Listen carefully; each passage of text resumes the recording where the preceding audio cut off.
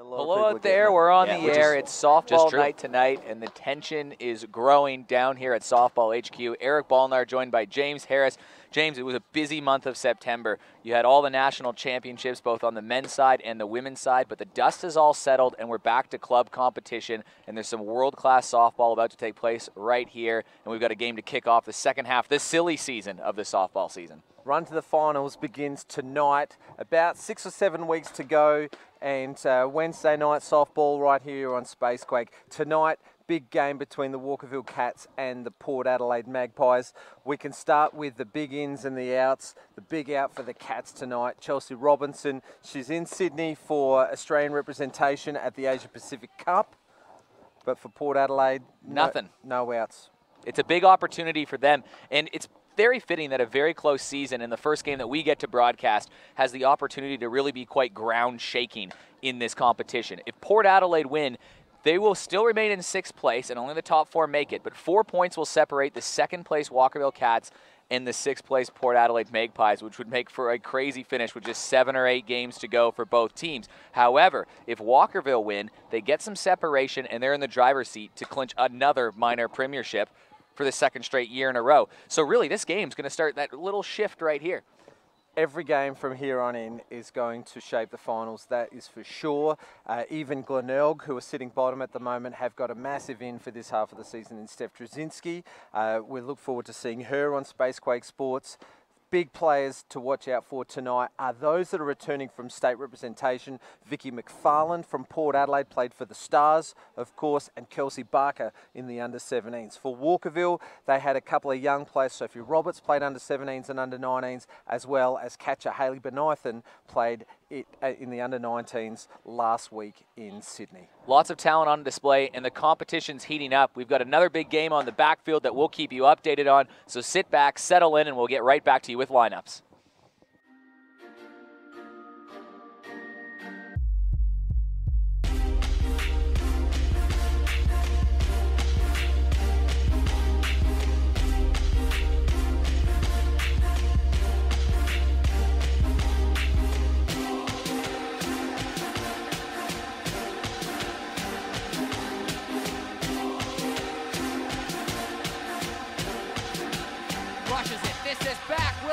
It's over the outfielder. 1 run's gonna score. It's a 2-1 ball game. How you going, Chelsea Cohen? It's a leadoff triple for the Cats. Will Distraught coming on a fantastic diving catch. Are you kidding me? Swing and a miss. No hitter. No hitter. Well, that was the sweet sounds of softball, and we're back here live just in time for the first pitch. Gabby Snyder on the bump today for the Walkerville Cats. Big opportunity for them to, they have control of their own destiny if they want this minor premiership right now. Yes, they're 3 points behind West Torrens, who are playing, but they have 2 games in hand. Port Adelaide, like we said, they need to win this game to try to get themselves back in the mix of that playoff conversation. Port Adelaide have to keep winning games to stay in touch with the top 4. And leading off for the Magpies tonight is a bit of a revelation this season, the left-handed Talia George. She's hitting everything that moves, and it's been a big blessing, really, for the Port Adelaide side. Last year, they struggled with hitting, and in the last quarter and a half, really, of this season, they've been on fire. So Talia George leading it off. Vicky McFarland, the import, going to follow it up. Megan Williams batting 3rd. Emily Catuzzo 4th, import Mackenzie Thompson 5th, Kelsey Barker 6th, Georgia Murphy 7th, Caitlin Catuzzo is batting 8th, and Maddie Matchkey 9th. And you wouldn't really believe it if we told you a year ago, but this is actually a very well-rounded Port Adelaide lineup. That's going to cause some problems for any team they face down the stretch. Yeah, it's been a terrific turnaround for the Magpies. Bit of a rebuilding year last year, but you know, the efforts of the club from last year to blood their kids in preparation for this year as well was terrific. So we see a mature Port Adelaide side this season on the back of their work over the last couple of years, and with the leadership of 2 American imports, they're really handy for the younger players. And this woman, Gabby Snyder, who deals one in there looking for the strike, it's going to be a full count. She's been a great import for them to bring in on the mound here. Really had the Cats and Port Adelaide, make no mistake, probably these 2 teams in the last 7 or 8 games overall have been setting the pace. Yeah, definitely. In the month of December, these two teams were the teams to beat, and they, let's give credit to West Torrens as well, who are sitting on top of the ladder, but these two teams with their American imports, they're both teams. The key to their defence is their American pitchers, so Snyder and Thompson for their respective clubs will be well rested. They haven't played through this entire month. Well, Talia George rung up for a strike. She looks at that one go by. It was actually a pretty good at-bat. She battled away, got the count full, worked Gabby Snyder a little bit, but unfortunately she goes down looking. But that brings up an import battle. Vicky McFarland to the plate. She's one of the fastest players in this competition. She was on the SA Stars, and she is one to watch. Yeah, look for some fireworks from McFarland. And McFarland lays down the bunt, rolling down the line, and she'll do that quite a bit in scenarios you wouldn't always expect, just because she has those wheels and she's not afraid to use them. The outfield will be deep as well because she can hit a long ball and put it to the fence. And if it gets to the fence, look for extra bases, 3, maybe even an inside the park home run because of those wheels. And she's had a good little run. She had a busy January as well, too. Even Headed back to the States, yeah, for a wedding. And back to the States, she represented the Stars, and then she was around a lot, just the office at Softball SA, just helping out with various events leading into the break and then after as well, with the Denso side being here for a competition versus Team Australia. She's been busy, and she hits this one hard. This one's going to go to left field, but that one is well foul. But that, you just talked about her power, and that goes all the way to the fence. One bounce into the fence, a half volley into the fence, actually. Yeah, just on her character, she's just willing to give back to the sport and very helpful. She did some clinics at the end of the season, last half of the season, as you mentioned, played for the Stars, and just so willing to give back. What a lovely person, and a great culture to bring to the sport. And a great culture to bring into this clubhouse. It's probably no coincidence that it just took Port Adelaide 2 games to win once she entered the lineup, and they lost their first few games, but now they've got a record of 5-8-3. As that one has just framed the corner a little bit. And Port Adelaide are knocking on the door of getting in the conversation for finals. They're still 4 back, and they're even with Hills on the backfield. But a win tonight and a Hills loss puts them just a game back with level play. Unbelievable. She's going to ground this over towards short, picked up by Gia Morales. Throw to first. Oh, McFarland almost ran that out, and that should have been a simple play. It was well executed, but the wheels of her makes it a bit difficult. She just applies so much defensive pressure, or offensive pressure on the defense, that is, but shortstop Desi Morales, she is a very experienced player. Great call from umpire Rusak on first. Megan Williams was one of these players that they heavily recruited in the offseason, and her first half was nothing short of spectacular. Maybe a woman that wasn't necessarily known for hitting, but more for her defensive abilities last year, and this year she's one of the league leaders in batting average, and she's helped pace this offense. She's been one of the most improved batters in the competition this year, if not the most improved player. And what do you think that is? Like, how does a player go through a turnaround like that in one season, other than just, I guess, hard work? Change of environment can help, but I mean, she was at Walkerville, a couple of seasons at Seacombe before changing to Port Adelaide this season. The opportunities, a full pre-season, and yeah, change of environment, like I said before, just and maybe that new uniform. Maybe she's just hiding behind the talent of McFarland and Thompson, so she's not the highlight. You know, the pressure's not on her.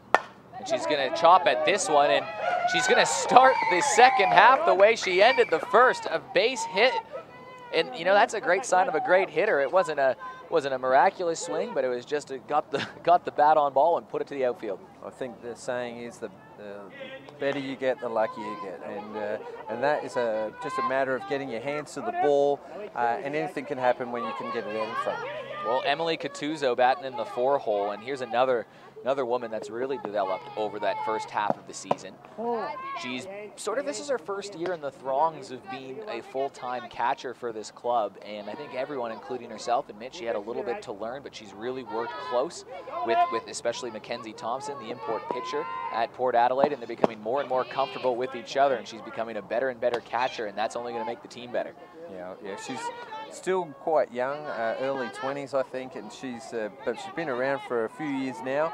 and you've just seen her develop so much as a catcher working with the experienced Thompson. And a swing and a miss. We haven't even gone through the Walkerville defensive alignment. Sophie Roberts at third, solid. Desi G. Morales at shortstop, solid. Sophie King at second, solid. And Atlanta Diaz at first, solid. That is a fantastic infield there. And Haley Benithan lets this one slip by at catcher, and Megan Williams is going to move to second. And an outfield of Ramsey, Michaela Robinson, and Aaron Reed. That's a very, very solid defensive arrangement here for Walkerville. Yeah, Walkerville have such a terrific lineup. Maybe a little underrated. I think West Holmes might have the best defensive team. However, Walkerville not to be outdone. Well, this is chopped over. A bit of a stumble at third, and that's going to drop in, but it's called foul. A close play. Sophie Roberts just sort of tripped a little bit. I think it was Desi Gia Morales that was trying to reach over and make a tough catch. Here's the replay. We'll see if it was foul. It looked foul. Yeah, very good call from Damien McCauley. I think it was foul as well. Yes, just a little bit foul. Very good call, and one that you got to be ready to run on. Yeah, poor Soph just tripped over her own feet there, and she swings at this one. This is chopped up in the air. Foul well behind us. She'll recover from that. She'll be fine. Well, all of these have been tough at bats so far, which is sort of what we expected from this game, is just sort of an arm wrestle between probably two of the hottest teams in the competition right now that have been consistently in form. These two teams, and probably West Torrens at the last half of the first half, we're starting to find some consistency. But how about Gabby Snyder? Gets a second batswoman to strike out looking, and that's going to end the side. We go to the bottom of the first, scoreless. Yeah, terrific signs from both teams there, getting bat on ball, some great turns at bat as well, seeing a lot of pitches, making Gabby use her full arsenal of pitches. Defensively for Walkerville, I mean, Sophie's little trip there, I think, was their only little blemish. A great play from Desi G. Morales, some good calling from catcher Haley Benithan, and we've got what we expected, and that's a tight start to the game. Well, one notable absence, you mentioned it in the pre-game, is no Chelsea Robinson. She's off with Team Australia. She's excused, but the rest of the lineup's still quite solid. Sophie King going to lead it off, Haley Benithan batting second, Desi G. Morales third, Gabby Snyder fourth, Sophie Roberts fifth, Aaron Reed sixth, Alana Dales seventh, Bianca Ramsey eighth, and Michaela Robinson will bat ninth. How are we looking defensively? Defensively for the Magpies, of course, Mackenzie Thompson. We've spoken a lot about her. We'll be pitching to Emily Catuzzo. At first base, Caitlin Catuzzo. Georgia Murphy at second. Madeline Matchke at third. Megan Williams at shortstop. The outfield, Talia George, Vicky McFarland, and Kelsey Barker returning from state duties, under 17 state rep. And they've got some young talent on the bench as well. Ella Forrester, Phoebe Hind, and Charlize Callahan. Well, you got to love the eyewear as well of the pitcher in Mackenzie Thompson. Bit of team spirit as well, I think, which you love. She's not wearing eye black, she's wearing eye glitter by the looks of it from here, and it's going to shine off the light, so you'd think that defeats the purpose of having it there. Well, one of the stories has been just that developing relationship between Mackenzie Thompson and catcher Emily Catuzzo, and they've been working hard together on it and becoming more and more comfortable with each other. And Mackenzie Thompson, every game, starts dialing it up a little bit more, a little bit more, a little bit more. They've had a big period off to work together, and if these two keep finding the form that they were starting to really find towards the end of it, this could be very scary for the competition.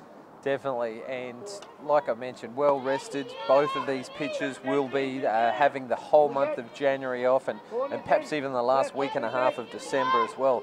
6 weeks without playing. So obviously Snyder was working in the break, which was obvious in that first inning.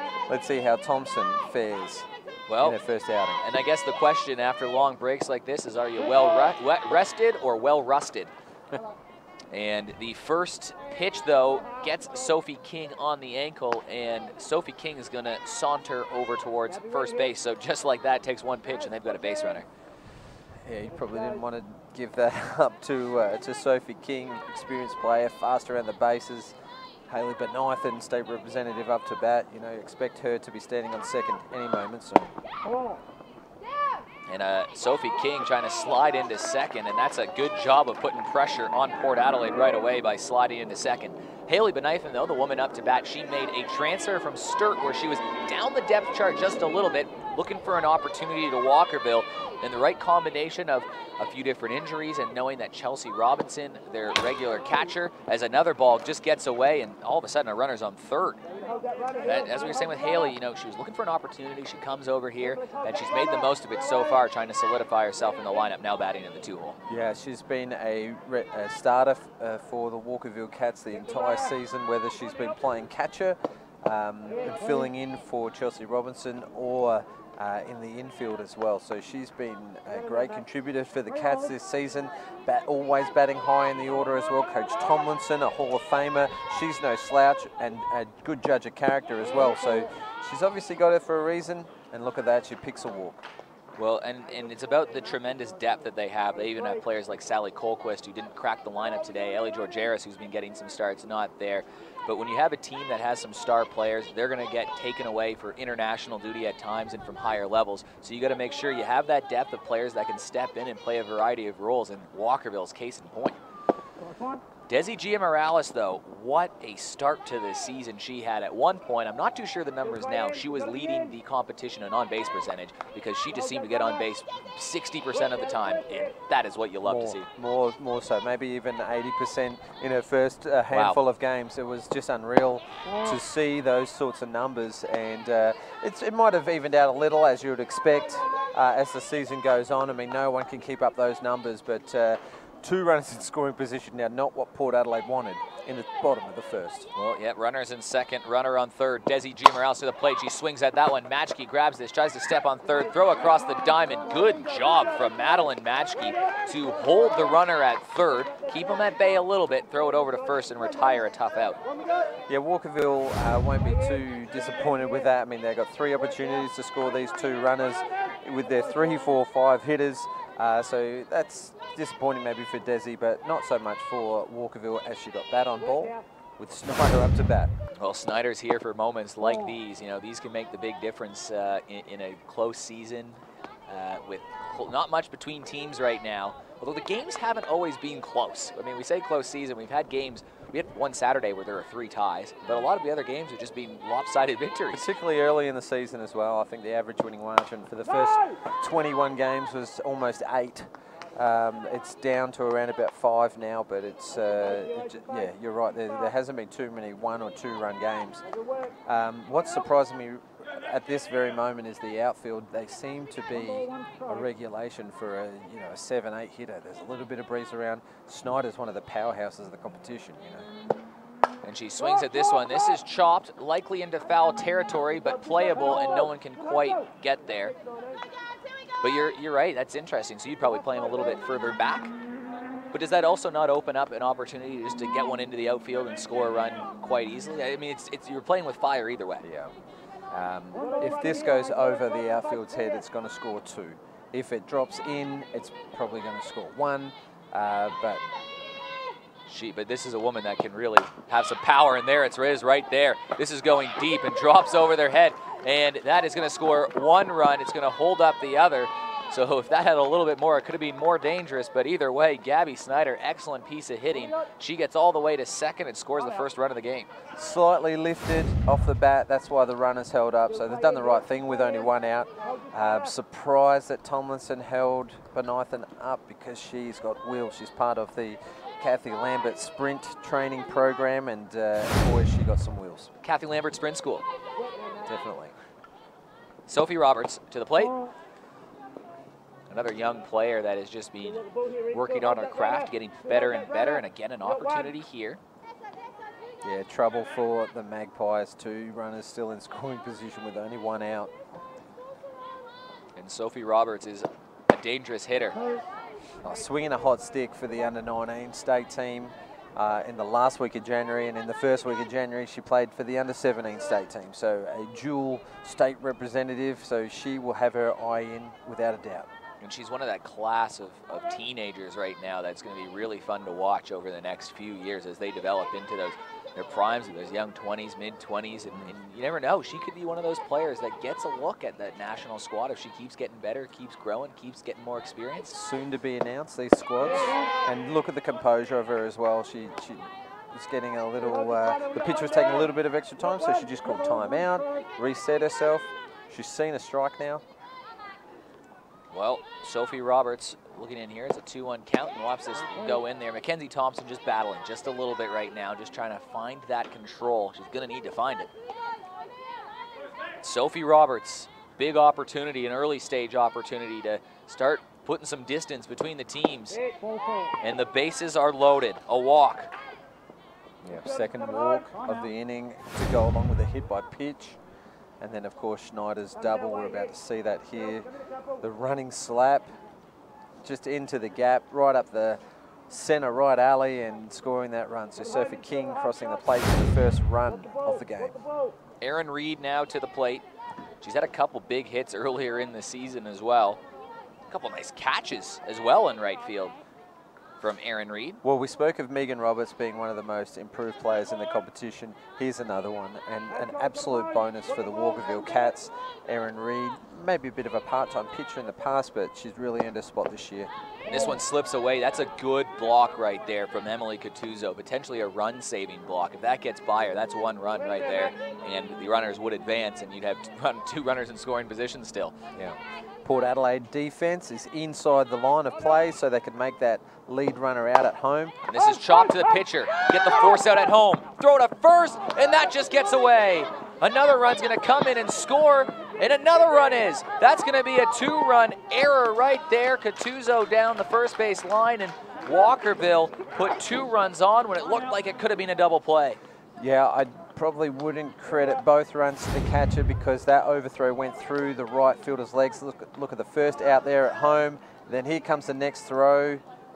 We've just missed it there on the vision, and Erin Reed just takes advantage of that overthrow to go to second.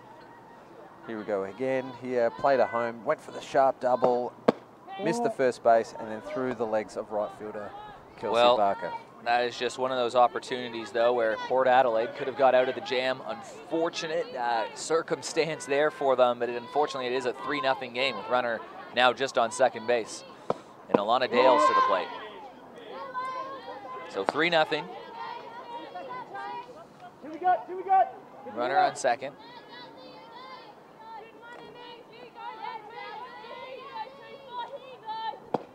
And she swings at this one. What was fortunate, though, it was a very smart play on that last play from Mackenzie Thompson to throw the ball home and get that third base out there. The other 2 scored behind her, but, you know, now you have Erin Reed standing on second. And she thinks about swinging at this one. Good block again. What do we know about Alana Dales?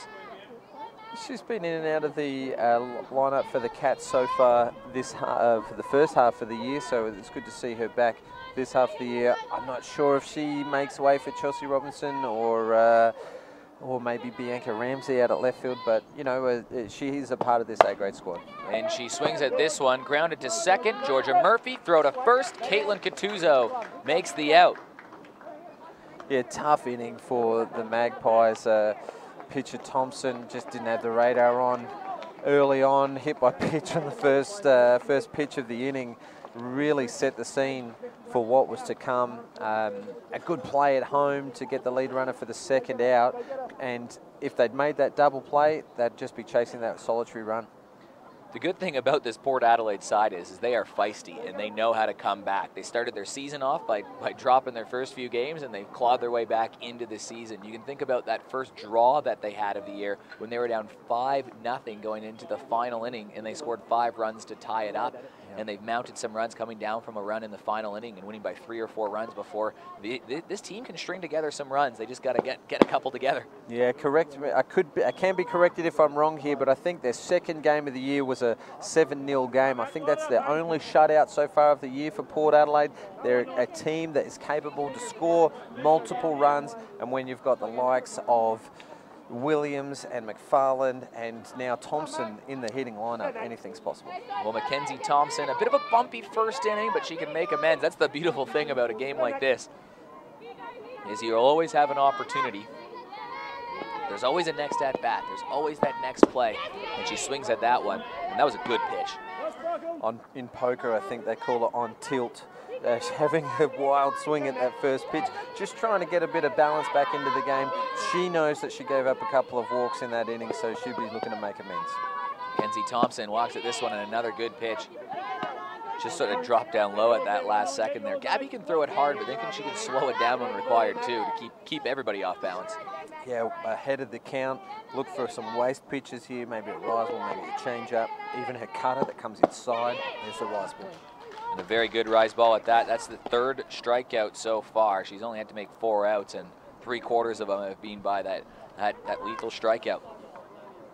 Yeah, but unfortunately, Thompson had 3 wild swings there. Port Adelaide really needed a runner on base there, but I think that might show because throughout her college career, she didn't get too many turns at bat.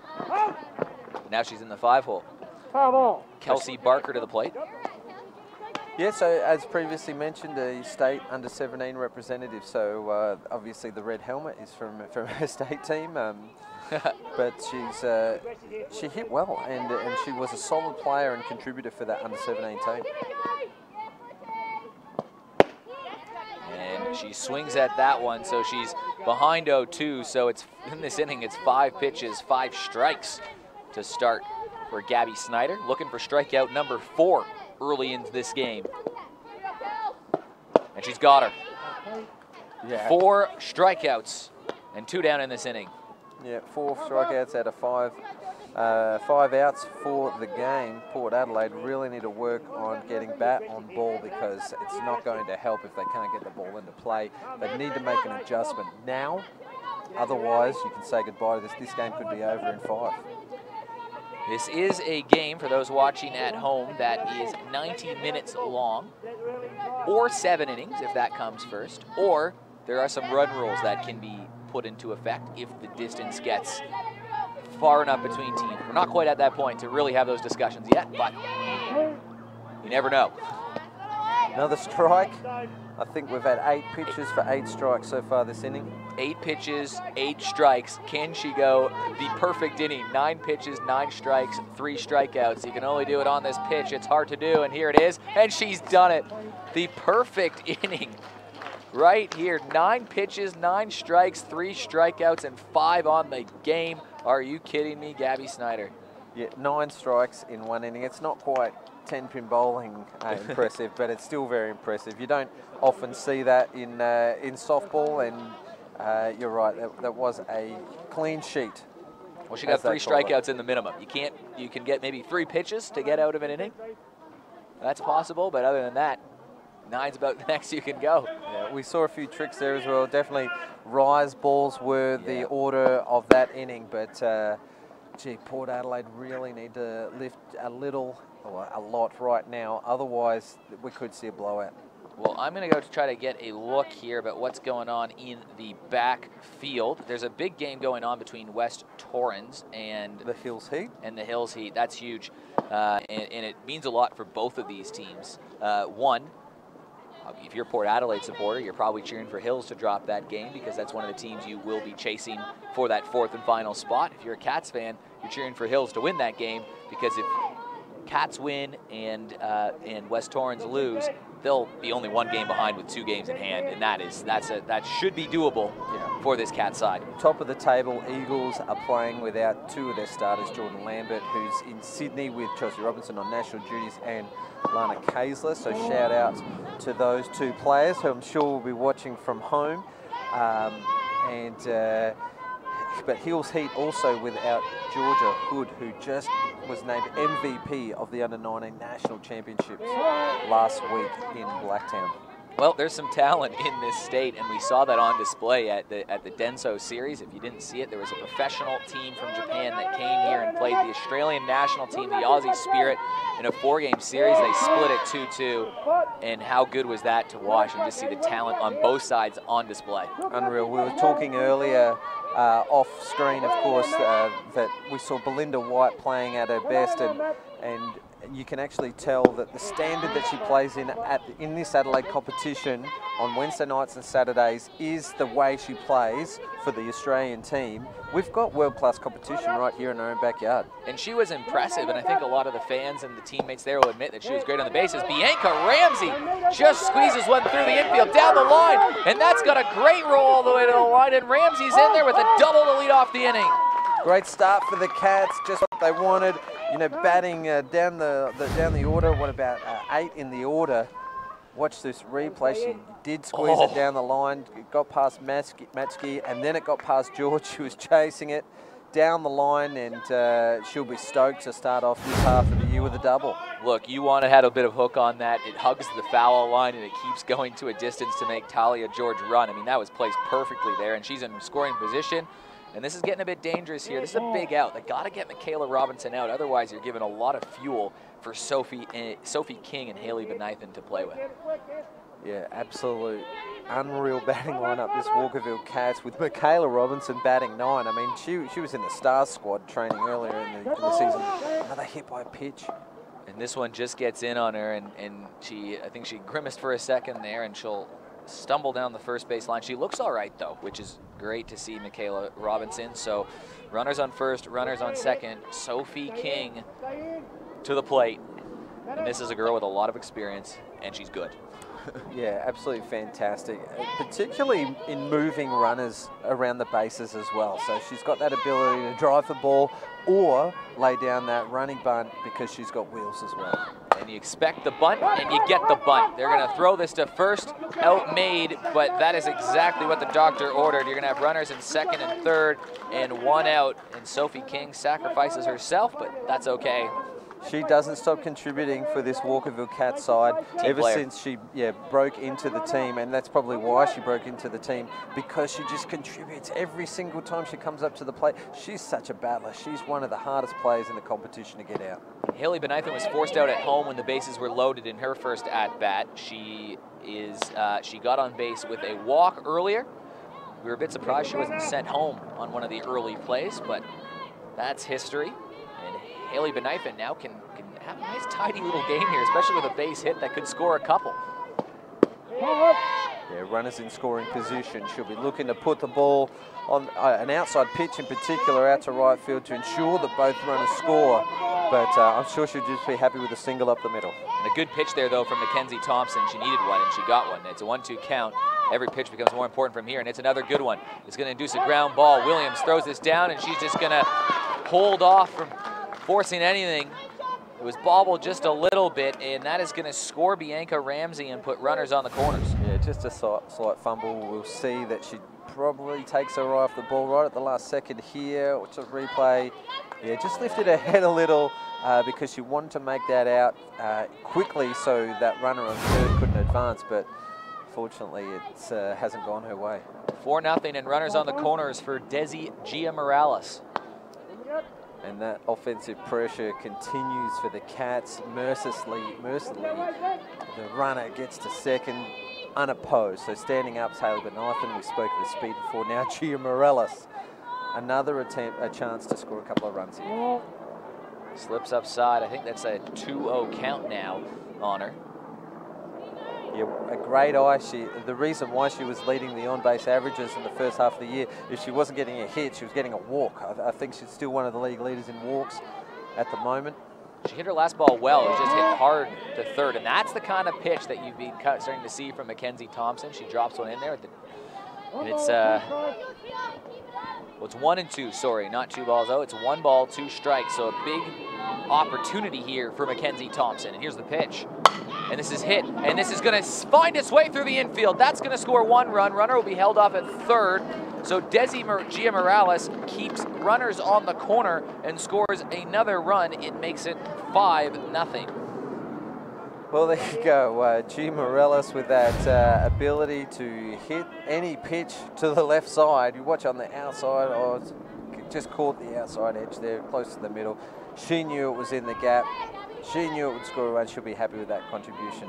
Well, Gabby Snyder had a 2 RBI double earlier in this one and had a runner on second and third, and she cleared them both. So Gabby Snyder already with an impressive game on the mound with 5 strikeouts. She's got a hit with 2 RBIs, and she can really put Port Adelaide in big trouble here with a runner on second and third after that stolen base just now. Yeah, again unopposed. Umarella stands up as second. And she swings at this one, foul. Oof. Yeah, just that ability to get her hands to the ball. She's not trying to overhit it. She's just got that ability to just pop it over the top. But when she gets the middle of the bat, it can fly. We saw that RBI double last inning. The night just keeps getting worse for Port Adelaide. We have an update in the score. It is 6-1 to the Hills at the top of the 4th on Diamond 2. And she swings at this one. This is going over towards left field, and that's a big catch from Vicky McFarland. And wow, you don't want to test that arm, and they don't. So they keep the runner at bay. That was good contact, but the wrong direction, because Vicky McFarland's one of the best in center field. Take a look at this. You watch the coverage of McFarland. She gets a great read of the ball straight off the bat. And at full pace, she's able to get rid of the ball really quickly into the cutoff. Surprisingly, the pitcher, but the runners do not go. They're not going to risk it, as you mentioned, on that arm.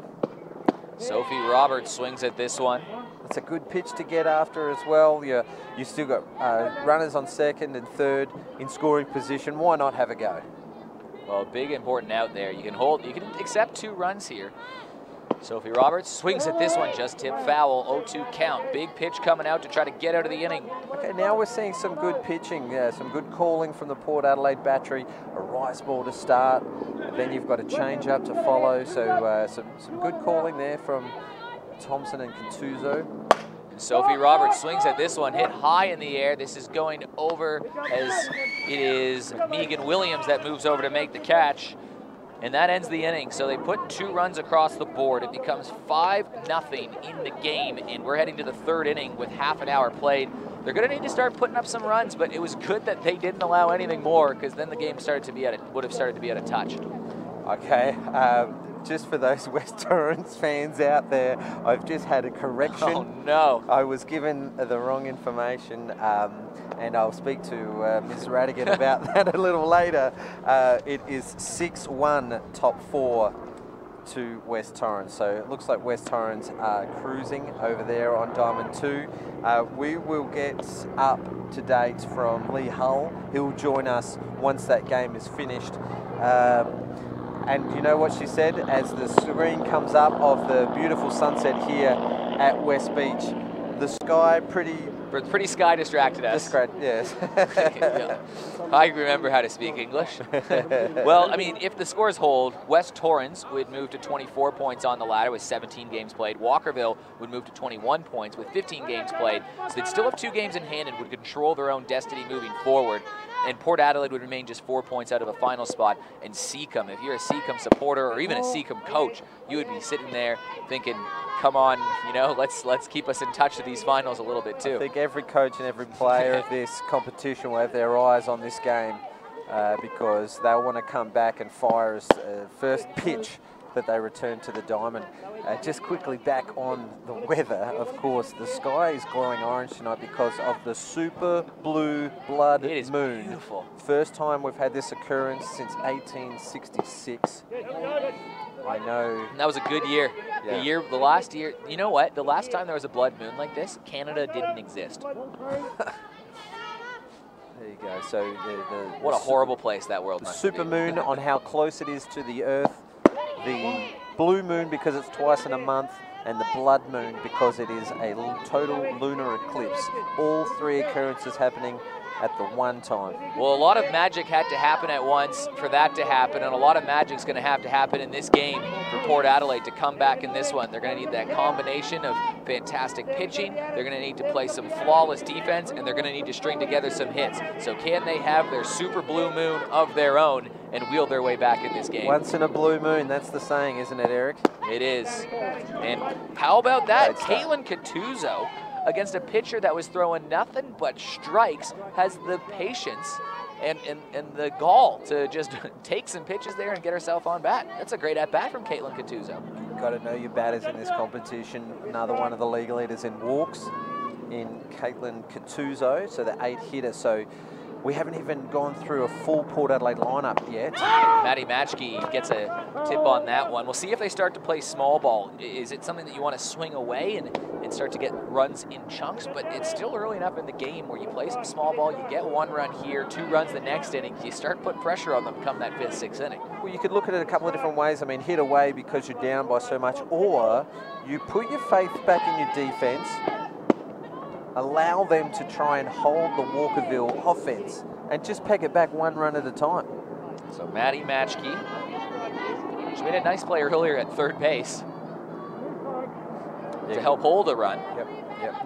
Handy 9-hitter as well. Maddie has been pretty handy this season for the Magpies. And she swings at that one, and that's going to be strikeout number 6 so far for Gabby Snyder. So 7 outs and 6 of them have been net strikeout. Pretty happy. Look at that smile from Snyder. She's come here to work, and she's absolutely blitzing it at the moment. Back to the top of the order for Talia George. Talia George bunts this down the line, and it's just bobbled a little bit. She's going to get on base with that. That was a good bunt from Talia George. It was tough to play for Sophie Roberts to come in. I'm very keen to see this replay. Well, Roberts expecting it to go onto the ground, but it's actually stayed up, and it's gone over her head height. So let's see, her glove will be down. Yeah. There you go, around about waist height, and then not charging it at full pace. She wasn't expecting one to come head height, and she's just bobbled a little bit. Wait on the official scorer there of that. Well, Vicky McFarland to the plate, and this zips away, and that's going to load the bases. She's hit by the pitch. Yeah, so we've got bases loaded. How quickly a game can turn. One swing of the bat could put them within 1 run, and just a string of hits can get them right back in this game. Bases loaded, 1 out, and they're down by 5 runs. Look at this. Unreal. So scored as an error for that bunt from George, but yeah, Megan Williams, we spoke about how well she's been going this year. Let's hope we don't put the commentator's curse on her. Well, she had the single earlier, and before this inning, to this point actually, it remains the only hit that they've got off Gabby so far. Well, a couple of walks and a great bunt. I mean, you could call that a successful bunt attempt because she got safe and she advanced the runner. So, yeah, there's more than one way to get on here in softball. Megan Chicken Williams to the plate. A few coos and caws coming around the ballpark trying to cheer her on. Big opportunity. Here's the pitch, and a good job laying off this. It's got to be hard to lay off as a batter when you know you've got a pitcher that's throwing strikes. I know she's got a little bit wild this inning, but it just gets in your head. Yeah, and she's peppered the zone as well. She's hitting some good corners and good edges, and umpire Macaulay, very consistent caller, hasn't missed a beat yet tonight. So full credit to Snyder and the battery that are working very well together. Haley Benithan calling those spots. Well, if she doesn't throw a strike here, it's going to be a run. A 3-1 count, a hitter's count for Megan Williams. Oh. And it's called a strike, so it's a full count with the bases racked for Megan Williams. An opportunity that they just have to take advantage of. Runners won't be going on the pitch, but they'll be ready to go. And she hits this to the outfield. Will it be playable? It is. They're going to try to tag and get that first run. It's a good throw to the plate. It's bobbled just at the plate. It was an excellent throw from Michaela Robinson, but they still get the run. It's a sac fly from Megan Chicken Williams, and that's going to score Caitlin Catuzzo. Watch this play here from Robinson. She gets under it, gets a good read, takes off on the catch. The throw may have been a little high. Actually, didn't really see too much wrong with it. Just bobbled just as the runner was coming in. So, unfortunately, Benithan couldn't hold on to it to make an unbelievable double play. But Port Adelaide have broken that duck, and they've now got a run on the board. Well, it's something to feel positive about. It's 5-1. They're working their way back in the contest, and they still got time to play and innings to play. 2 runners in scoring position. A run here and a run there, and you're going to chip away at this. You just got to hope that every time you make a step forward, you don't take those steps backward as well, too. It's got to be 1 step forward the whole way, no room for 2 steps back. Here's the pitch, and she's going to swing at this one. It's over towards third. Roberts across the diamond, and she's safe. It's bobbled, and that is going to score 2 runs. Well, Vicky McFarlane just put her head down and headed for home. Sophie Roberts made a good play because it came hard at her. On the second bounce, she got a handle on it, but unfortunately the throw was a little low.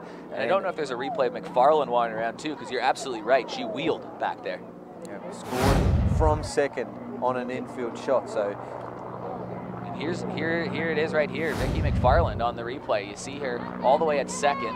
She wheeled her way to third. And there's the out over there at first. Great job by Catuzzo to run it out as well to ensure that she was safe on any chance. And look who it is, the courtesy runner for the catcher, Catuzzo on first. It's Vicky McFarland. She could score again.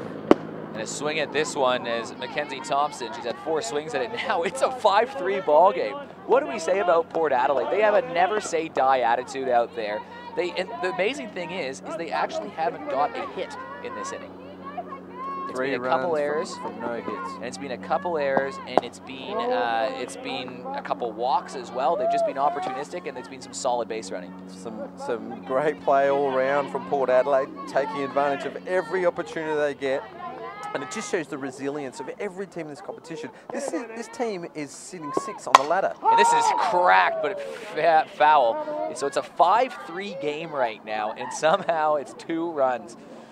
I like it. You know, it makes it a lot more entertaining for the viewers at home for this one, and it just shows the topsy-turvy season it has been in this competition. Yeah. And you know what, the good nature of the competition as well. We just saw McFarlane share a little bit of a joke with Snyder. The two of the Americans have spent a little bit of time together in the off-season. 1-2 count makes it 2-2. Have a look at this cat and mouse as well. State under 19 catcher Benithan, Stars player McFarlane, and she's got the wheels as well. She can steal, but Benithan's also got that arm as well. So let's see if she takes her on. A 2-2 count with 2 outs. A Richie, as the baseball boys like to call it on those broadcasts. And now McFarland will be going because the count is full. All right, let's see what happens here. I would be expecting Thompson, the hitter, to be swinging as well. She's been swinging at most pitches, although she's got herself to a full count. And here it is, and she swings at that one. A foul tip, it's called, but another big inning in terms of strikeouts, though, from Gabby Snyder. But a big inning in terms of the, well, not necessarily the bat, but the base running. So it is a 5-3 game, and there's Butch Sims, much better, lots of encouragement from his side. Right, we needed that once in a blue moon thing, and look what this blue moon's doing here to the sky. Absolutely sensational. There's a little bit of baseball going on there at the bottom of the screen. Woodville and Glen Elk. Yeah. So shout out to Dylan Childs. He was here checking out the game with Jack O'Loughlin. A couple of products from softball that have made it good in baseball. And wow, what a sunset that is. And hopefully it clears up a little bit so we can see that super blue blood moon that we spoke about earlier. But speaking of the blue, once in a blue moon moment, 15 minutes ago, maybe even 10 minutes ago, we were expecting this game to be over and done with in perhaps 5 innings, with Walkerville just dominating the competition between these two teams. And now all of a sudden we've got a ball game on our hands. Yeah, and it's very exciting to see Vicky McFarland instrumental in that too. She's more up and about right now, feeling pretty positive. Wouldn't you have liked to have seen her take on Benithan in that last inning there? Like, put a runner on second with that full count and, you know, anything, just anything, that little bit of extra pressure on the defense. What a battle that would have been. But here we go, Erin Reed to lead it off. A good opportunity for a bounce back inning. I mean, they have scored 5 runs in 2 innings so far, and they've done it with some just productive hitting. But at the end of that last inning, Mackenzie Thompson was looking like she was settling in quite well. Yeah, unfortunately for the Magpies, she gave up some undisciplined early runs, but full credit to her nature and her competitive spirit. She's got herself back into this game, and so have her hitters as well, just to back her up. Reed chops this to third, to Matchkey, throw across the diamond. Caitlin Catuzzo makes the catch, and that is a handy first out. They have yet to retire the first batter of an inning yet, and that just takes so much pressure off you. Yeah, it helps break the ice and settle the nerves as you go into a new inning, knowing that you've given up 5 in the first 2. Perhaps the bottom half of the order as well might help with those nerves as well. So what kind of a coach is Butch Sims? Because you could probably hear it on the just through catching up our sound here with Butch Sims yelling, let's go, ladies. Keep working. Keep the bases clear. Execution. Just simple messages, all of them positive, and he's always smiling when he's saying it too, but it's still a harsh message to keep him focused. Butch has been around for a long time out of Central Districts, had a stint at Port Adelaide over a decade ago, and he's back now. Just brings so much experience. He's the under-17 girls coach, head coach this year in his first. Atlanta Dales rockets this one up the middle, and she's on base with a single. Okay, so the second batter of the Walkerville innings gets on. If it's not the leadoff, it's the second batter. It's a great shot by Dales. Just back to Butch just quickly. He's got some great other experience in men's softball as well with the state teams. Under-19 assistant coach last year as well. So he's just about positive, staying in the moment, taking advantage of every opportunity. Maybe we would have liked to have seen him a bit more aggressive with the runners the last inning, but it didn't matter because they scored the 3 runs on no hits. You look for Butch to stay up and about. He will not stop the fight in this game. And Bianca Ramsey's going to swing at this one. Throw to second. There's one. They get the force out. That was a nice job there. Megan Williams reached for that one. Maddie Matchke has had quietly a very good game. Yeah, nearly sharked across to get that one, and Williams it was that made the play. We're just going to watch the replay. And yeah, there's Matchke. Almost got that. Good backup from Williams. You're absolutely right. Great play from Williams. We saw that little bobble there, but it's in transition. Nothing wrong with that. So the force out is still made. 9-hitter. She's as steady as she goes when in terms of shortstops in this competition. Oh, definitely. There's a few good ones. Some shortstops may have panicked there with the third base, trying to shark across in front, and then a slow roller, maybe even looking to get that out at first. She kept her head, stayed composed, and got the lead runner. So they didn't want a runner in scoring position, not when they're 5-3 down, and she made that force out. Terrific play.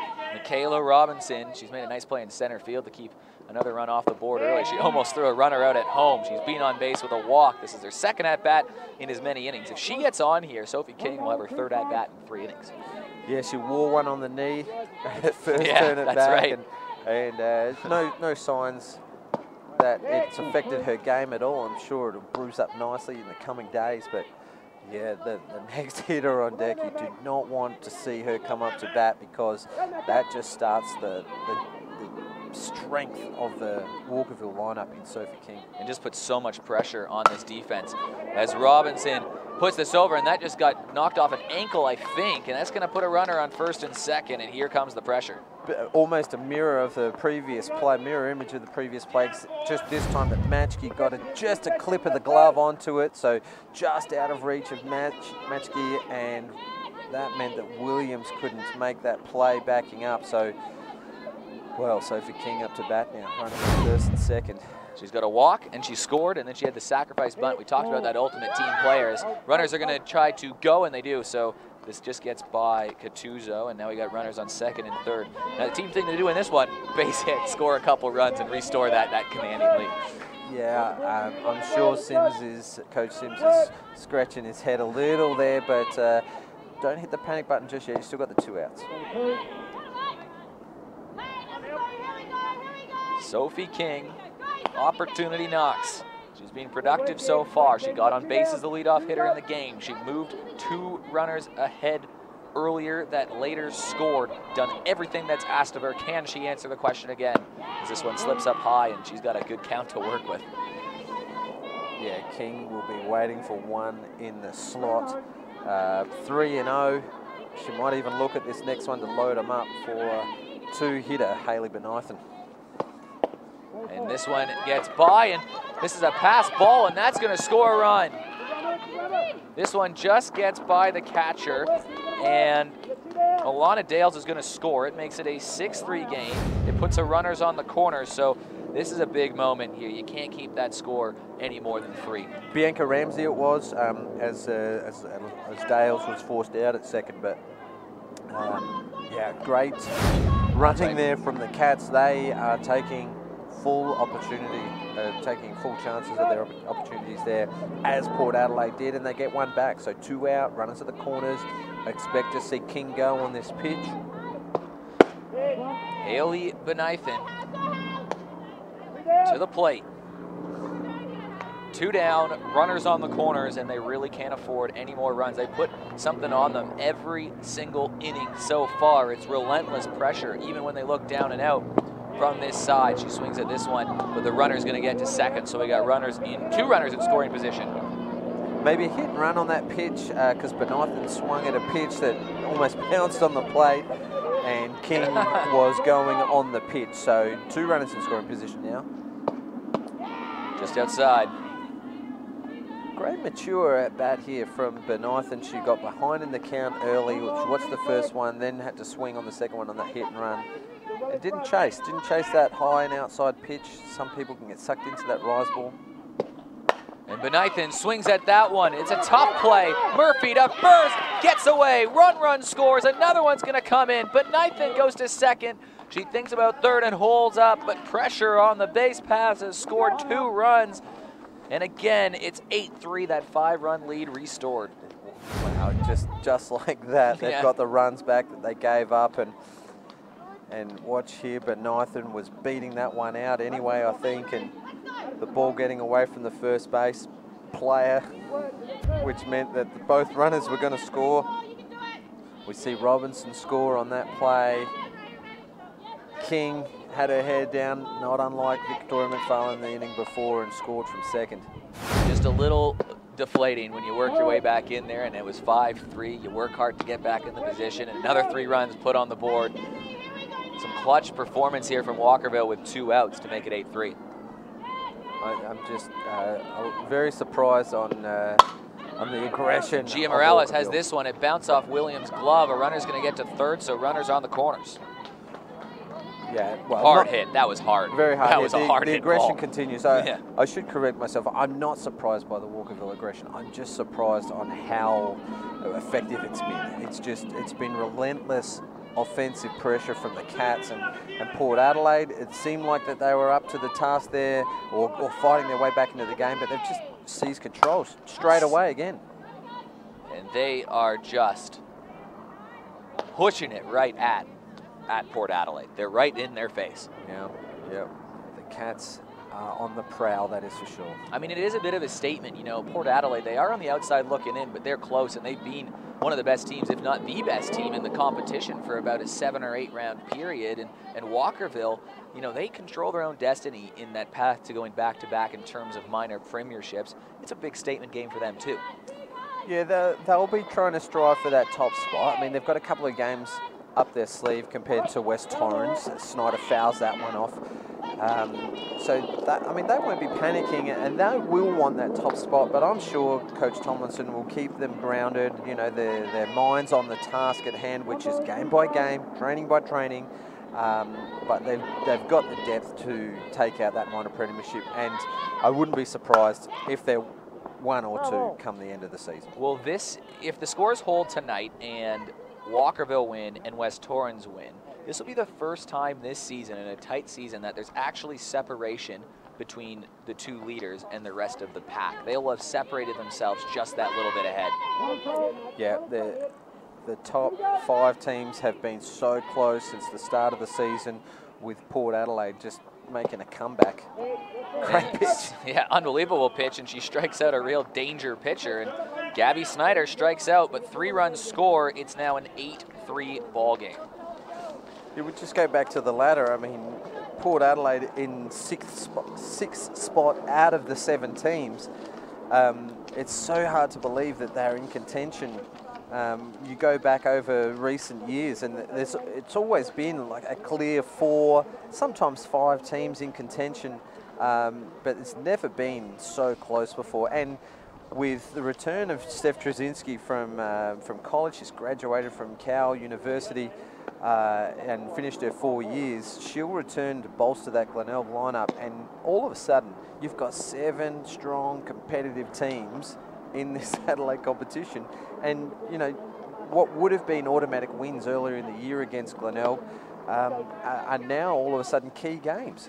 Well, I mean, there's more rounds coming up on Saturday as well, but we're going to start to eventually, as the weeks go on here, as early as next week or the week after that, we're going to be talking about clinching scenarios. And, you know, if West Torrens hold on here, they move to 24 points. you know, all of a sudden their magic number is just down to 3 victories, and they'll have that edge over Seacombe, and Seacombe just can't catch them at that point, and they're in the finals. So if they win this, the magic number is down to 3 of their last 7 games for West Torrens. But then you look at the rest of the competition, and can you honestly say it's a guarantee that West Torrens are going to get 3 wins against those caliber competitions in their last 7? You just can't make that call. You never know. A lot of weight on the shoulders of their young pitching duo in Scott and May. Although Courtney hasn't thrown too much this year, there's no doubt that Coach Gooley may hide Maddie Scott from some of his opposing teams, and particularly if Scott struggles at any point, you know, he may need to call on his backup, Courtney May. And is Faith Pickard back? Faith is back to full duty. She represented the state under-19s just last week, and she performed quite well, playing third base tonight in Lana Kaiser's absence. Well, one thing we do know about this Port Adelaide team is they are not going to quit, and they are going to try to work their way, work some counts, and get on base. They did it last inning. They gave it back up. It's back to a 5-run lead. But again, 2 runs this inning, a couple runs next, and you're right back in it. So this is far from over, especially with a relentless team in Port Adelaide that just never says never. They do never say never. What they have against them in regards to the ladder is their runs against. They gave up a lot of runs early in the season, and runs against counts at the end of the year when you are tied on points. It's effectively as good as a win. And a strike there, 3-2 count. But you're absolutely right, and that's why it's even important for them to contain those runs you see on the bottom right of your scoreboard and keep it no more than 8 right here. And you know, put some runs on Walkerville as well too. You just don't know what's going to happen.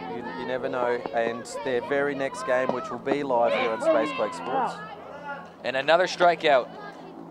Yeah, another standing strikeout. I think that's about 8 or 9 now for... so she has 8 strikeouts now. 8 strikeouts now for Snyder. We're just saying Port Adelaide's next game will be live here on Spacequake Sports, 2 p.m. on Saturday. Versus Hills. Oh my goodness. Oh. So, I mean, again, if these scores hold, and again, they might not, Hills could come back and Port Adelaide could, but let's just say they do.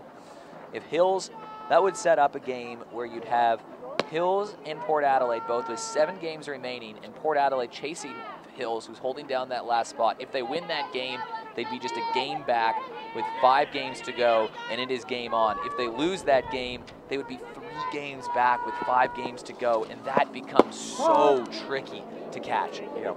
And we've just got the scores through. It is the top of the 6th, so we're potentially in the last inning. And potentially run rule with a run rule, so only 2 minutes to go as well over on Diamond 2 for the Times game. 8-1 to West Torrens, so the Hills Heat, who Port Adelaide will be trying to pinch games off of. The results tonight haven't gone too bad for them in that the Hills have dropped a game. So West Torrens will go clear again on top, and as we spoke about that separation in the ladder as well, we could see it start to happen here tonight with Walkerville and West Torrens likely to be the 2 winners here. And what teams are going to be looking at is how many teams cannot catch me. You know, Glen Elk can't catch West Torrens. Right now, you know, West Torrens will be sitting at 24 points. They'll win that game, as this one is going to be flown over towards second, and a good catch made there by Sophie King. But Glen Elk cannot catch them. If Port Adelaide cannot come back here, then that puts them at 27 points, and West Torrens is on 24. So they're getting close, a win and a loss, and all of a sudden that puts their magic number to 1 win for West Torrens and 1 win for loss for Port Adelaide. And all of a sudden, they've got 2 teams that can't catch them. All they need is 1 more to fall a bit farther behind. And that is going to be so... fill the team full of confidence. I mean, knowing that you're going to be there, it takes a little bit of pressure off as well. You can go into, you know, the late February, early March relaxed in your game time, and not putting that extra little bit of pressure on yourself, which the other teams will have to carry. And that could be telling after a long season. Well, Port Adelaide then get to play Sturt. Their next 2 games are Hills and Sturt are that other team that are just right ahead of them with 19 points that they're chasing as well too. Port Adelaide win those games, they're in the finals. It's just they'll be holding a final spot. It's as simple as that. Very close, if not secure, and they'll have that advantage over Sturt in that Sturt don't have a game tonight. They have the bye this Saturday, so you know, they've got that 2-game head start on Sturt coming back from the season break. The thing that Sturt have there in their favour is that they've got a lineup full of state representatives. Yep, and again, the question will be well rested or well rusted. So, Kaylin Catuzzo, though, working a count here. It's a 3-1 count. 8-3 game, string together some hits, and they're back in it. Drops down low, and they've got a base runner. Kaylin Catuzzo's done that twice now. How about Gabby Snyder, though? She's only allowed 1 hit in this game. There's been a couple errors, and she's had 3 walks in the game. Yeah, not a bad return from 6 weeks off, and she's proving her worth, that's for sure, with the bat and ball. Maddie Matchkey going to try to push this base runner, or push herself, get herself on base and push the base runner ahead and put herself in a position. It's a big 2-out hitting right here. And it gets interesting again. They don't want to say die. No. We spoke of the adjustment that they need to make earlier in the game. So obviously trying a running bunt attempt. They've lost that element of surprise though now, and 1 ball and 1 strike. So yeah, Matchkey's going to have to find a gap here and get bat on ball to keep this 4th inning going for Port Adelaide. Matchkey struck out earlier, but you know, can't feel too bad about that. She's just 1 of 9 or 8 victims, sorry, from Gabby on the day, Gabby Snyder, who just looks like she's confident. Yeah, 9 strikeouts in a game is impressive, yeah. But 9 strikeouts in 3.5 innings is a sensation. It's Jade Peterson level. Yeah, Jade broke the 100 mark. I think about 13 or 14 games into the season. She had a couple of quiet games later on in the first half of the season, and she'll be keen to make a return to the diamond. Good job from Maddie Matchkey to stay alive and just foul 1 away. And they will make their return to the diamond. Diamond 2, 4 p.m., and they're playing the Walkerville Cats still without Robinson, a game that Seacombe can try to get a win. Yeah, Seacombe's luck for keeping players on the diamond this season took another blow when Cara Schultz, one of the young stars of the competition, suffered a broken nose and eye socket when she took a line drive in Game 2 of the Under-17 National Championships. The young player was devastated. She couldn't continue, and she, in fact, got doctor's orders she couldn't fly home. The injury was that bad. So poor Cara Schultz. Yeah, our thoughts are with her, but you know, that the Seacombe lineup may also be without Jenny Dunn. We hope Jenny's going to be okay for the start of the season. She was hit in the helmet at a batting practice from import player Jalen Ford right before National Championships. She was okay, but she's just suffering from a couple of headaches, so she may or may not be in the starting lineup. We'll have to wait and see. It's going to be an interesting, they've had a revolving door of players this year as well too, Seacombe, so you hope that they can find a bit of stability going into the crucial stretch of the season. Yeah. Well, we head into the 4th inning right now, or the bottom part of the 4th inning. It is an 8-3 game. Walkerville over Port Adelaide. The time, there's about 25 minutes left in the game, but James, for the viewers at home, would you like to walk us through what a run rule is? Because they have been putting runs up on the board every inning so far. Run rule is for a team to not have to face the unpleasantness of a massive victory, and so they put a run limit on teams, or a winning margin on teams to stop that. It's called a mercy rule. So if you're ahead by 15 after 3 innings, 10 runs after 4 innings, or 7 runs after 5 innings, the umpires will call game on the run rule. So what we could be looking at is if they can score a couple runs here, put yourself in run rule territory for the 5th, you never know what happens. Then but again, the time's going to start eating up as well too. Yeah, still plenty of time in this game. If they can score 2 quick runs and make 3 quick outs, and it's over. Here's what I'm wondering, though. The game was supposed to end a couple minutes ago on the backfield when it was an 8-1 game, and I haven't seen the players parade back yet, and we're well over that time, so I don't know if it's a final quite yet, or maybe there could be a little comeback mounting. It was the top of the 6th inning. With 2 minutes to go. With 2 minutes to go. So they can't start an inning with less than 5 minutes to go, which means that the top of that inning would have been underway. So even if it was 1 out and then scored that extra run to go to 8-1, for example, you know, they still need to get those other 2 outs for the inning, and then the Hills, of course, would have that opportunity to bat again. Well, Sophie Roberts, her second walk of the day, gets herself on base, and that brings up Erin Reed. She had that an error earlier and just a tough play that helped score a run. And Erin Reed will be looking to move the base runner forward. What do we expect here? Just sort of a bunt? 5 runs up, not maybe, but Walkerville have done it again. Their leadoff's on base. Yeah, she's squaring to bunt, pulls back for the slap. Just low, but still catching the bottom edge of the zone. Coach Tomlinson puts the signal on here. Sophie Roberts is part of that sprint program. Not known for her speed though. Just gets in a normal styled lead off, I think, and then Erin Reed pulls out and it's ball 1. So you're talking about the Kathy Lambert School of Sprinting. What is the Kathy Lambert School of Sprinting?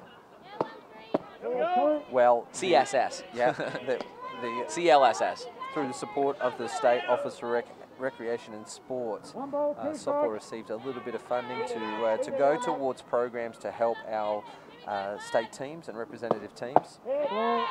And Kathy's in the game of softball a little bit, but she's also a high-leveled athletics coach, over 25 years of experience in athletics, and she just knows her stuff. Been to 3 Paralympic Games as well. And this is hit over towards short. Williams, throw to second, got the force out, so good job from Megan Williams to retire that leadoff runner. So she knows her business, basically, and it's just so helpful for softball. There's been some great feedback coming in from the state coaches, and it's just one of those extra programs that we're trying here at Softball SA because we want to be ahead of every other state. So we've got the Dragons program, we've got the Battery program, now we've got the Speed program.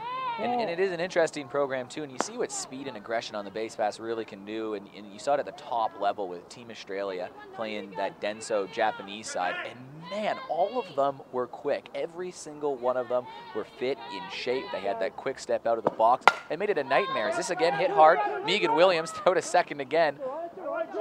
I'm repeating myself over here. It's 2 straight plays that they are identical. Yeah, Megan has just got that confidence now at shortstop. She can make those lead runner outs, and it's just exactly what this Port Adelaide defense need is her experience and so great stability to support the pitching of Thompson. Well, last time Bianca Ramsey was up, it was the 4 set, wasn't it? The 6-4. Yep. Yeah. So Williams was in the play again. And doing the identical thing to what she's done the last two outs. Swings at this one, goes away. Well, Port Adelaide just an out away. They were like this last inning when it was just a 5-3 game. They were an out away from having a clean inning. They had just 1 runner on, 2 outs, and they had him at 2 strikes. 3 runs later, it was an 8-3 ball game. Yeah, never underestimate the Walkerville Cats because they'll make you pay. I think that's been a strength of theirs for many, many years under the guidance of the Linda Martin era, where they had gun players throughout their lineup. They just applied so much pressure on opposition teams that they strangled them, and they cracked under pressure. And you would love to see them get this out here, because we mentioned it earlier in the broadcast, that game where it was 5-0 going into the final inning, and Port Adelaide, on the first place West Torrens Eagles, put a 5 spot on them that left the Eagles stunned. Yeah, that's what's kept Port Adelaide in the competition. 2 draws against the top team, West Torrens. That was without both Port. Foul. Oh. Another one close to the line. Saw one earlier in the game. And I was just saying that their 2 draws against tops placed West Torrens were when both imports weren't here as well. So they were big points to get earlier in the year. What's interesting about West Torrens is now they'll have at this moment exactly if that game is ended, and its final score 9-4, so a bit of a pushback, which is good to see. But West Torrens, as it stands right now, are 5 points clear at the top of the ladder. This is grounded towards third. Matchkey across the diamond, caught it out, and that is a clean inning from Port Adelaide. But yeah, sorry, so West Torrens are now 5 points clear at the top as it stands right now. It could be third, and there could be a gap now of of 5 points between first and third, which is a good little distance between them and Sturt, and they could just be, 8 points clear of missing the finals. But West Torrens now 5 points clear at the top as it stands right now. They dropped points to Glenelg, who have their only win of the season against West Torrens, and they've tied Port Adelaide, who are in 6th place right now. That's 4 points dropped against the 2 bottom sides. Yeah.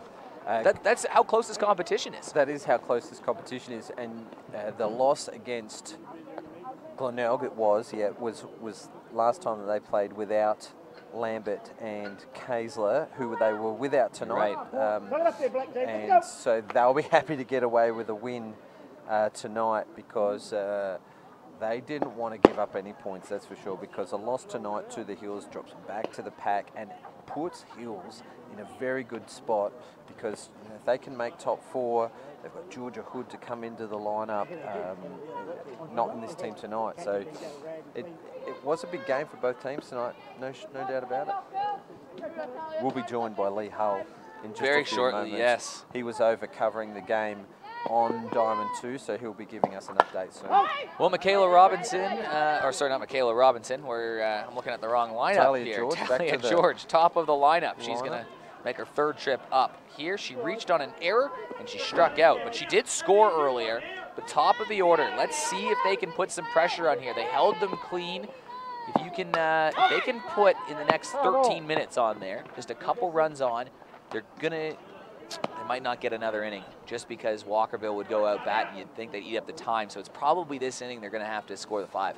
If they don't score in Then this maybe. inning, they need 3 quick outs for one last chance. So it comes down, they need either in this inning the 5th or next inning the 6th. They're going to have to put up 5. That's it.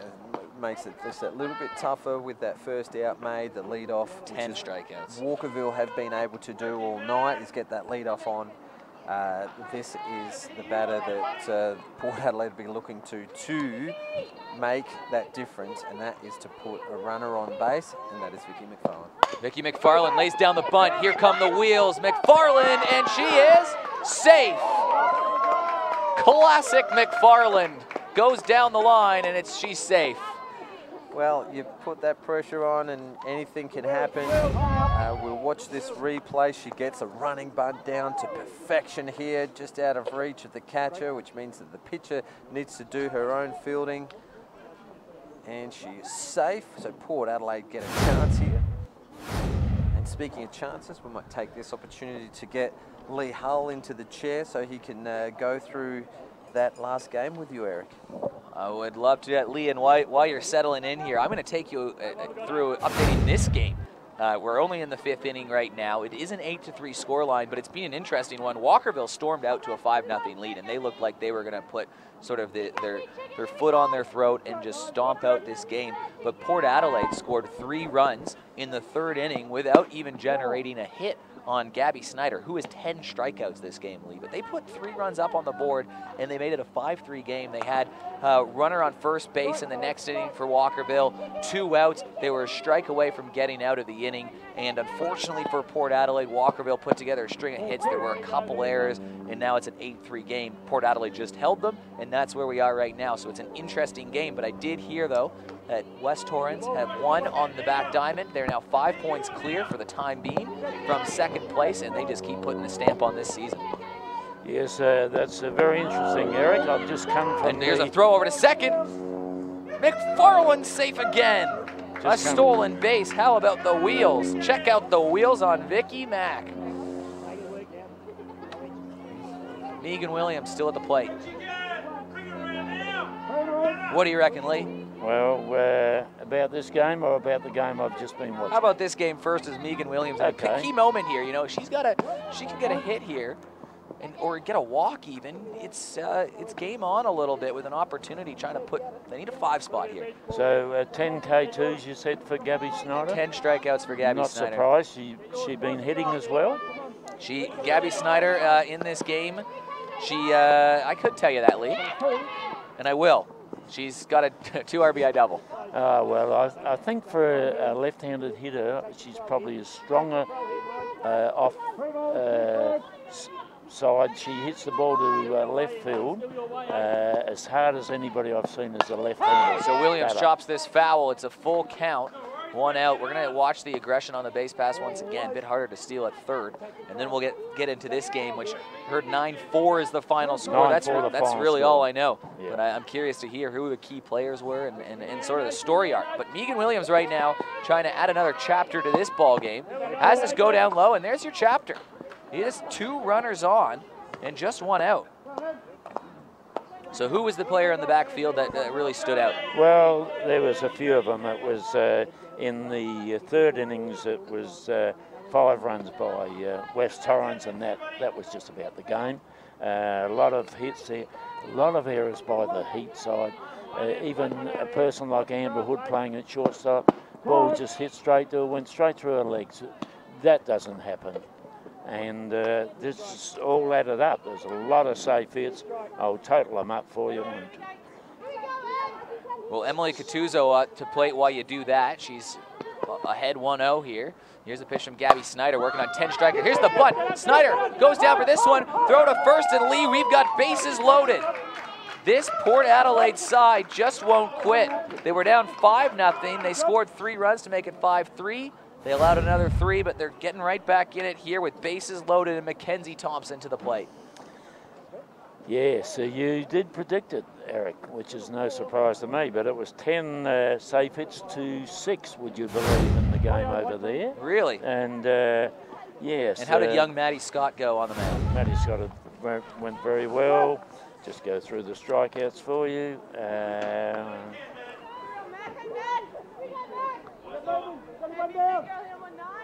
Only 2 strikeouts. But another win for the machine that is turning over there at West Torrens.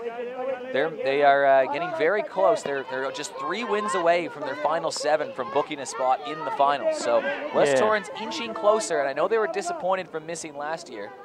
Yeah, the Hills got 1 run in the third innings, and in the final innings in the 6th, they scored 3 runs. So I should correct that too. The magic number really is 3 for West Torrens. It's a combination of wins for West Torrens or loss for the Masicum Tigers. So they're getting closer, and they have a 5-point lead as it stands right now at the top of the standings. Gabby Snyder going against bases loaded. She has 10 strikeouts today. This one just outside. It's a 2-1 count. Well, when you think the West Torrens have got people like Anna Kaisler and Jordan Lambert, 2 excellent players to come back in, it's going to just improve them a bit more. Well, they've got some depth. They've got some players. One of my favorite players to watch in the competition, of course, is Emma Burridge. How did Emma go today? Emma was fine, just steady. 3 hits I'm looking at tonight for Emma Burridge. Yep. Pretty 3 good. for Emma. Carly Allen was 2. Alicia Marching had 2. 2-2 count. This one outside. We're going to have a full count. Bases loaded, 1 out. That time is ticking. If they don't score 5 runs in this inning, this ball game is going to end over here. Yeah, and in our game, Maddie Scott hit a beautiful triple. It was a hard shot. And Brodie Brodnick, who was batting for the first base player, Ella White. Thompson swings at this one, stays alive, chops it foul. That's all the way on one of the stadium fixtures of the Adelaide Bite Stadium behind us. There's a baseball game going over there as well, too. One swing of the bat could put them within 1 run. They've got to get a rally going. This is the first time they've strung together some hits. They've only got a couple on the day, the rest have been errors or walks. Here's the pitch again, and a swing and a miss. Strikeout number 11 from Gabby Snyder. And they really could be down to their final out, knowing that Walkerville should be able to kill 2 or 3 minutes, which is all they'll need for the time rule to come into effect. So it's 2 outs, and Kelsey Barker, who was struck out twice and added to the tally 11 times for Gabby Snyder.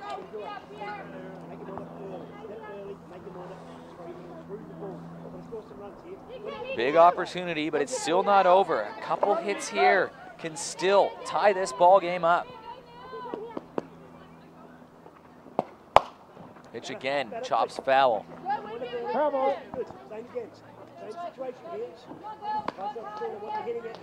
So big moment here in the game, 2 outs, and she's got a strike. Can she put an exclamation mark here and add a 12th strikeout to her name? It's a big game, isn't it? 12 Ks. Huge, and she chops this foul, and she's got her down to the final strike. Impressively, in the second inning, Gabby Snyder had 3 strikeouts on 9 pitches. Silly. Well, it is. Maybe it's the cooler weather. It might be. Oh, just Might be the blue bit moon. more energy. Barker chops this down the line, and it is foul. We've had a couple really close calls down the line in the game. Interesting when Sophie Roberts just held the ball, waiting for the call. Port Adelaide do not make it easy on anybody. They are relentless in their attitude, and they do not quit. Terrific they are down this in the year, front aren't they? They really fight it out at the bitter end. Great story, and you saw that versus the top place West Torrens. They were similar situation. They had a couple of outs down, and they were down 5 runs, and they put together some hits and came back to tie it up. We are approaching 82 minutes now, so it's really hard to see there being another inning after this game, after this one. Barker needs a hit to keep it alive. Bases racked. Here's the pitch, and she hits this hard. This is going to get through. That's going to score 1 run, and the bases are going to stay loaded. An RBI single that keeps the bases loaded, and the tying run is going to come to the plate. What a nice little dink from Kelsey then in between Sophie and Desi at third and shortstop respectively, just trickled out there. That's all you need to do, just get the ball on the deck. What an at-bat, bases loaded. Georgia Murphy represents the tying run. She's at the plate, she swings at the first pitch. This going over the right field, and that's just gonna be a couple meters foul. That'd have been handy, wouldn't it? Wow.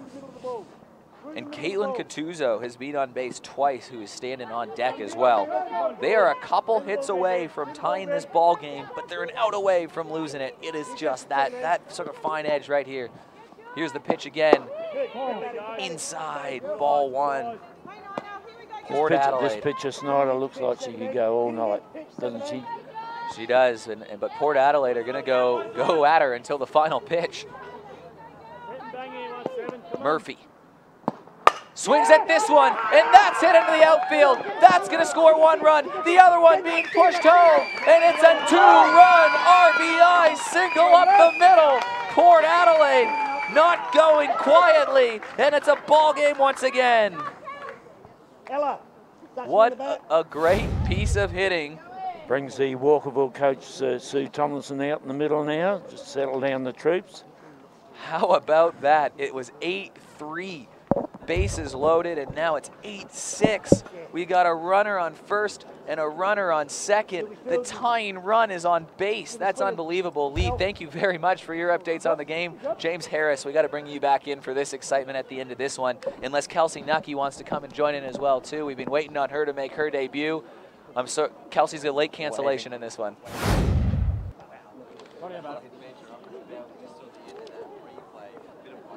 Jumping around. This has been such an exciting final inning. Wow, Port Adelaide have just got themselves back into this game again. They just don't know how to quit. And is this a pinch hitter? Is this Caitlin Catuzzo? Caitlin Catuzzo. Yeah, she's been on base twice. She's had two great walks against a pitcher that struck out 11 in this game. You saw this versus West Torrens. Surely they can't do it again. Tying run at first. They will not go down quietly. 1-0 count. She swings at that one. That's the first strike. A couple of unsung heroes for the Magpies team. I mean, you're always looking at McFarlane and Thompson and Williams to be the contributors to this lineup, but it's Kelsey Barker and Georgia Murphy for Port Adelaide that have got the 3 RBIs. There's 2 out. They're up to their last chance, but wow, can they pull off some sort of miracle? They are just incredible to watch. Just this attitude that Coach Sims has them playing with. Doesn't matter how late in the game it is, they're going to keep coming at you. And this is down low. It's a 3-1 count, 2 outs. The runners will be going. Will she swing at this, James? I don't think she will. She's got so much patience in the box. She watches a lot of pitches. She gets a lot of walks. So Snyder's going to have to throw her down the middle. And that's what she does. Full count. Runners on first and second. They will be going on this play. The tying run at first. It would be a wild comeback. We're running, we're moving is the call from the third base coach. Swings at this one. It's got to be played. It's bobbled. She's going to get to first. Bases are loaded. The go-ahead run is on first. The runners were stealing on the pitch because of the full count with the 2 outs and the force. Wow, we've got a loaded bases situation once again. The catch a speed up rule will come into play here because Kazuzo's found herself on first base again. 3rd time on base for her tonight. 2 out runner. It was 5-0 and then 8-3, and then it was 8-3 with 2 outs. And they've worked their way to where it's now 8-6 with bases loaded. That last out, hard to come by. Yeah, well, it's new hitter into the lineup now. The 9 hitter, Maddie Magpies, coming out. She's had 2 strikeouts, and we see Ella Forrester, the young player who started out at Central District, like many of these players in the Port Adelaide lineup. She's coming in. And wow, so much at stake here, and do you put a lot of pressure on a young hitter like this? Well, she's just got to get after a good pitch. And she swings at the first one, chopped foul. She almost had a piece of that one.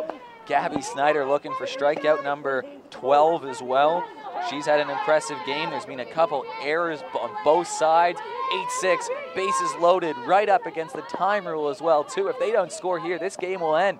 Here's the pitch. Ball called 1-1. Low and outside. The youngest part of their team is on bases now because Charlie's Callahan has come on to be the courtesy runner for catcher Katuzo. There's no one above the age of 18 on the diamond right now. Down to their final strike once again. This has happened 3 occasions in this inning, and they've staved off all of them and kept it alive. They've made it interesting. 8-6. Ella Forrester up to bat. Here's the pitch. Called outside. 2-2. How do you lay off that one? Wow, this has been a very good at bat so far.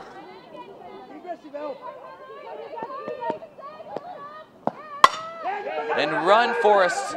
She runs down there. Forrester gets the cat at the out, and that is really going to be the moment that ends that game. What an effort here from the Port Adelaide Magpies, who were down 8-3. They were also down 5-0. They had bases loaded in the 5th inning, which is really going to be that sort of final inning here. They can't win it anymore, but what a game. What a game.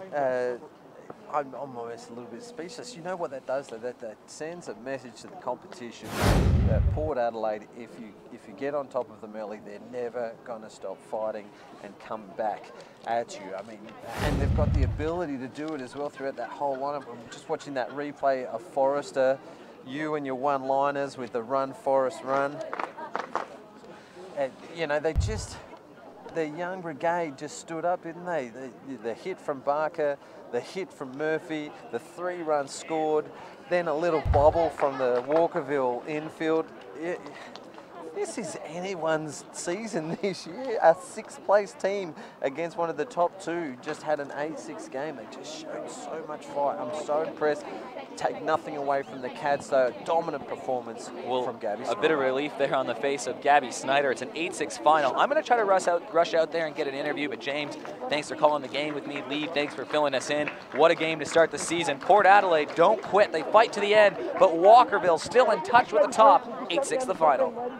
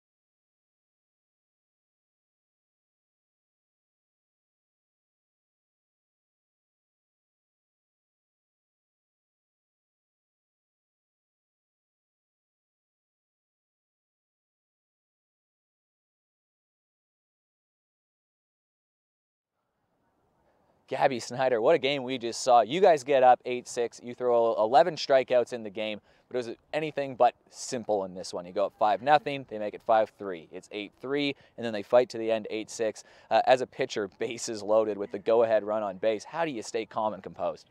You just have to fight through, just trust everything that you've worked on and hope that it works out. They're really tough. They came out swinging.